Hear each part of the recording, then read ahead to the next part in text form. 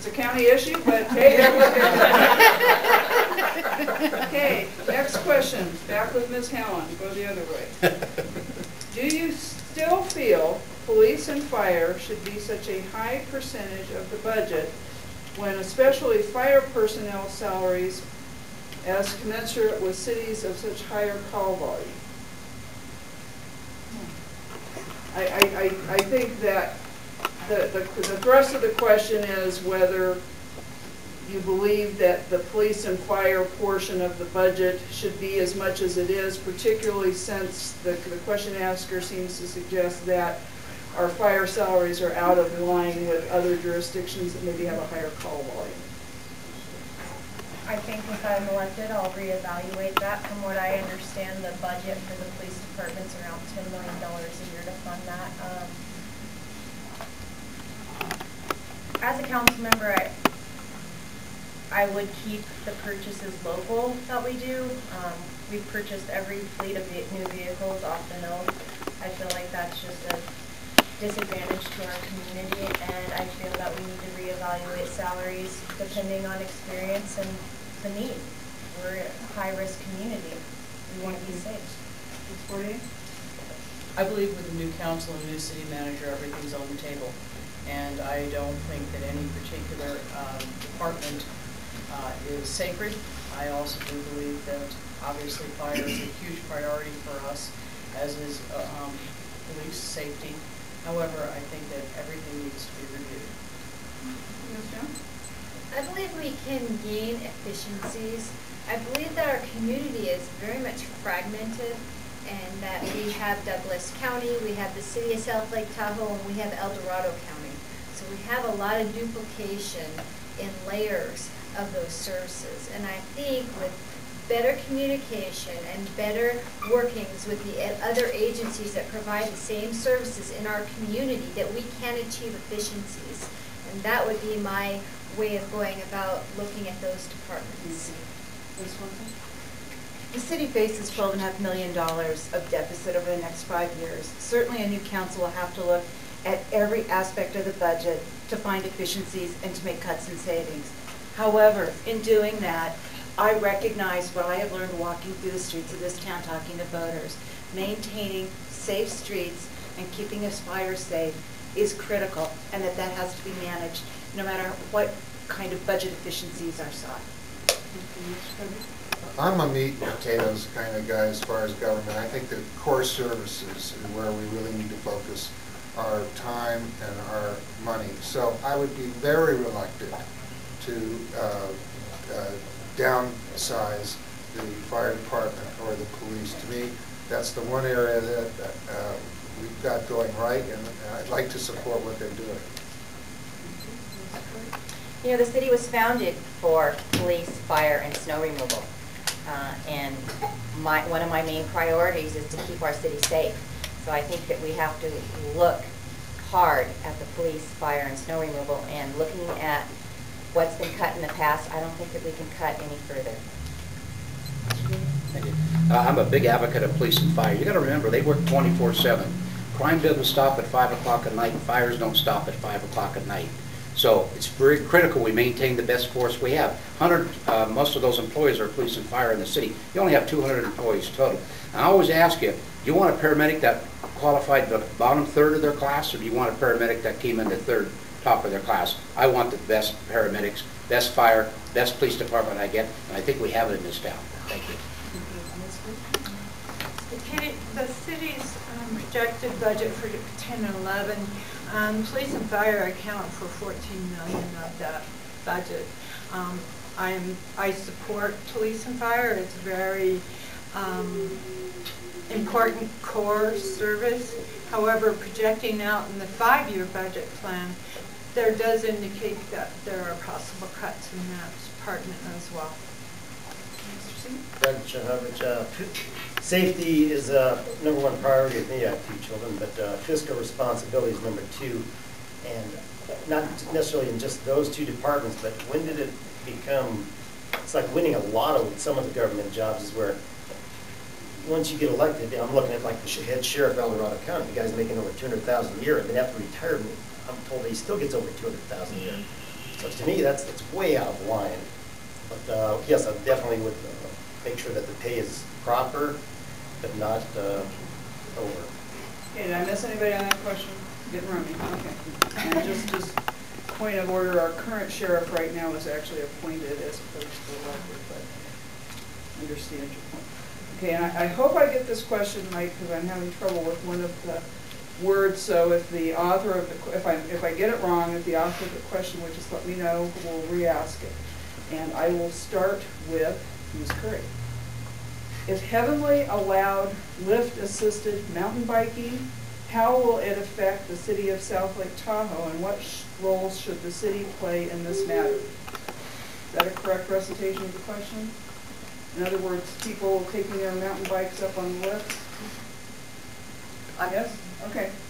Unfortunately, the city would not benefit at all. You know, we have an agreement at the gondola that we do not get any of the gondola revenues for what, 19 years, Tom?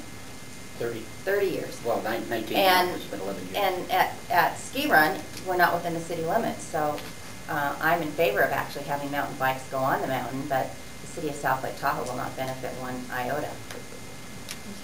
I disagree with that. People come and you can market it. I just went down to Mammoth about a year ago.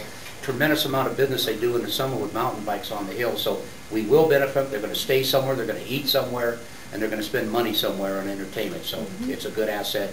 And it's another part of the marketing we need to do to shift what our sources of business are away from gaming into more recreation and ecotourism. I think the city would benefit, and it wouldn't benefit financially, and that's correct. The city would benefit as another avenue for the community to participate in and for the tourists to participate in. Yes, the environment and the recreation are what most people come up here for now. And just like Tom said, Mammoth, it's amazing the amount of people. I've been there in the summer that go up there for that. Even up at, I think, in North Star, they allow that. And I'm sure that regulations, obviously the TRP, be put in place so that it didn't cause much erosion, because that's probably what a lot of people are thinking, that the bikes would destroy something, but it won't. It won't. It'd be great for the community. There'd be a lot more people there. It would be great for the community. It's a great question. Unfortunately, that's national forest land where they have endangered species. It would not happen. I've gone to Heavenly on multiple levels. I've worked with a friend who's an event coordinator here who's been trying to get a race, just a simple mountain biking race at Heavenly, and they're just really up against the wall with what they're able to do on national forest land. But yes, it would benefit our community. Thank you. Ms. Morgan? I think right now, it's true, the city won't benefit financially. However, there's a couple of things in play. One is the TRPA regional plan, and is there anything that we can do in terms of the city to see that mountain biking is secured here? Heavenly is obviously very interested in creating a shoulder season and summer sport. If that's the case and it becomes before City Council, is it possible to renegotiate for a small fee? Finally, the Forest Service right now is in the middle of their planning phase, their 20-year planning phase. Now's the time to speak up and see what we want as a community. Thank you, Ms. Jo. Absolutely. I am a mountain biker myself. I'm not quite sure how the Heavenly Mountain will work for downhill biking because I've done that before in other mountains, but if they can get it to work, absolutely. I think we need to recognize that mountain biking and biking in general is a wonderful sport and is what can draw tourism to our town. You bring bikers to town, they don't want to just ride on the trails, they bring their families with bikes. They want to ride around the block. When we don't have residential streets where you can ride around the block with your family, that's a problem, and it detracts from bringing tourists to our town. Well, I think there's a hidden way we might make money. Maybe the parking garage will break even if we have more people coming in.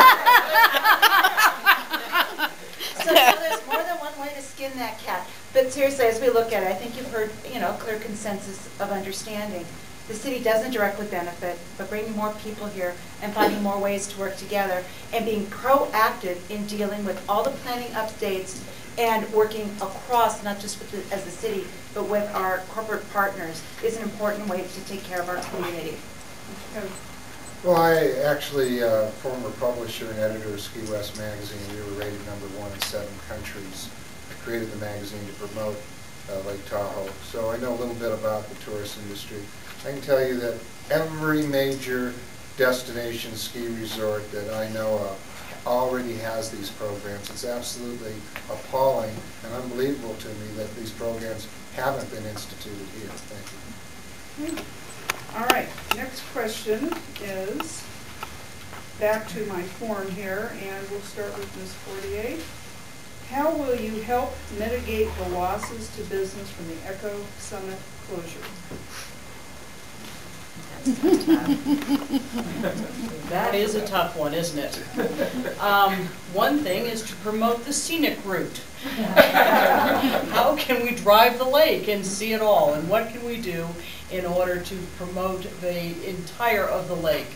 Other than that, frankly, I'm not sure how we're going to be able to change this. It's something that we have to face, and if we are all pulling together early on, it is my guess that we can start to bring people around the lake in style.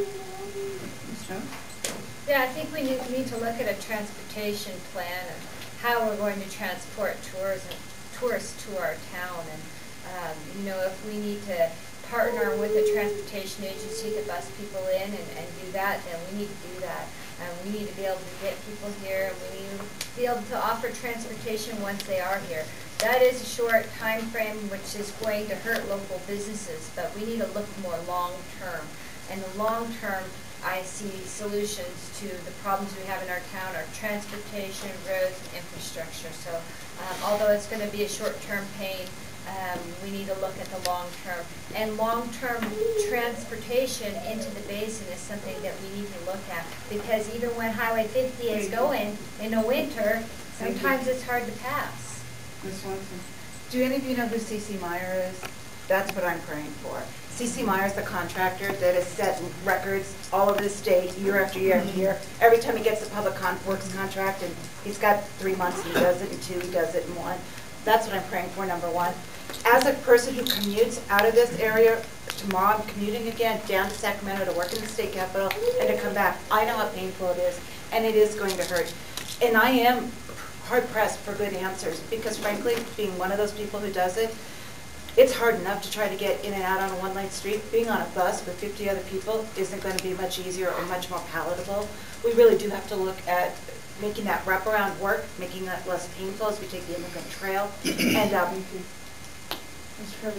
well, it'd be a great time to open up the airport to scheduled air travel. That's about the only positive I can see in an otherwise difficult situation. But seriously, I was just talking to someone today about how they would love to just be able, even living in Oakland, to be able to, they used to jump on a plane in Oakland, fly out here. It wasn't that expensive. It saved them a lot of time. And if there's going to be such a confinement and constraint on us during that period, let's turn that lemon into lemonade and open up our airport. Thanks. Thank you. Mr. Kern? First, I'd like to see us move construction and work with Caltrans a month earlier. I think it's right now in the very middle, which I think is of summer, and I think it doesn't work. We need to mark the detour so much. It has to be marked well so that the detour is easy to get around. I agree with Steve. It would be a great opportunity to open the airport to local travel from Sacramento, San Francisco, Southern California, all those people that have to go over the pass. And other than that, it's a very, very difficult situation, and it will hurt local businesses. Highway 50, number 1, is not going to be closed. We've got to make sure that message gets out. It's going to be an alternate route. That's a marketing. And I say through special room packages that include restaurants and lower room rates, through that period of time, we are going to have an economic hit. I saw it when I was mayor before and got the road open promptly. However, I went to a couple Caltrans meetings. They have a commitment. They're going to spend some aggressive marketing dollars to make sure the message gets out that Lake Tahoe is still open and there's still a route to get here. So that's very important, and along with our business authority, radio ads and TV ads, we can minimize the impact. There will be a negative impact, but I think through some good marketing, we can minimize that. Particularly, us locals got to quit saying Highway 50 is going to be closed. It's going to have an alternate route. That's important.